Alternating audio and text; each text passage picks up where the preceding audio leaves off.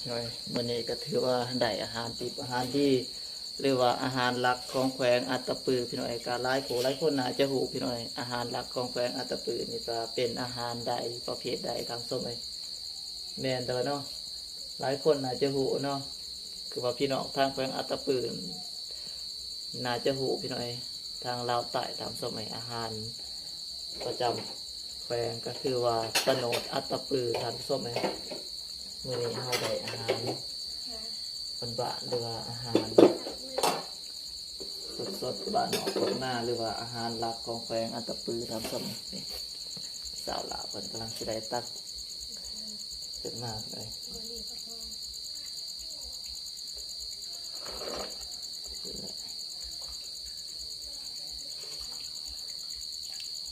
ได้ตักมากินพี่น้อยอาหารแรงทำสมต้มตะโนดอัตตปือพี่น้อยพอคิดว่าเขาปีงเขาอีสังบ่แม่นเนาะเคยบอกเขาปีงเคยบอกแบบว่ามีบอกเขาปีงอีสังนะปีงกินอีสังมีแต่ต้มเนาะ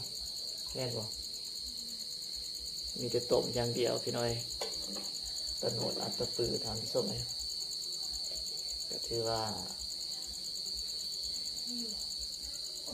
ครั้งแรกพี่น้อยมื้อนี้จะได้ชิมเบิ่งพี่น้อยบ่เคยพี่น้อยแต่เกิดมาเฮาอยู่บ้านนอกของนาก็บ่เคยกินพี่น้อย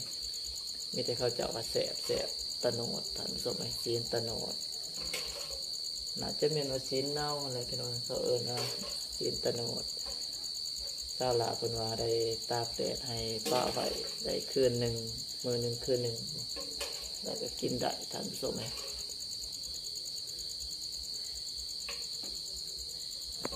อาหารแรงมาเด้อพี่น้อยใครเคยกินก็คอมเมนต์มาพี่น้อยแต่ใครบ่เคยกินก็คอมเมนต์มาพี่น้อยเป็นจังได๋แหละนอนบ่เราไต่ก็สิได้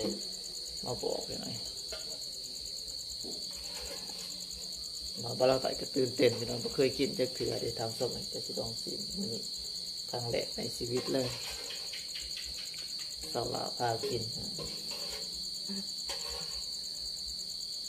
โอ้โหสิเสียบจำได้ทำส้มไหม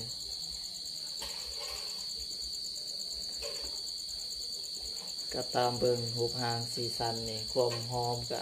น่าจะแซ่บพี่น้อยก็บ่เน่าปานใดพี่น้อยก็สัมพอดีทำส้มไหม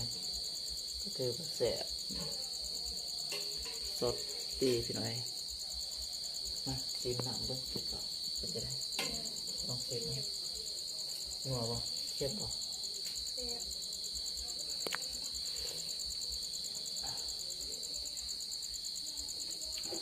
พี่น้อยแซ่บ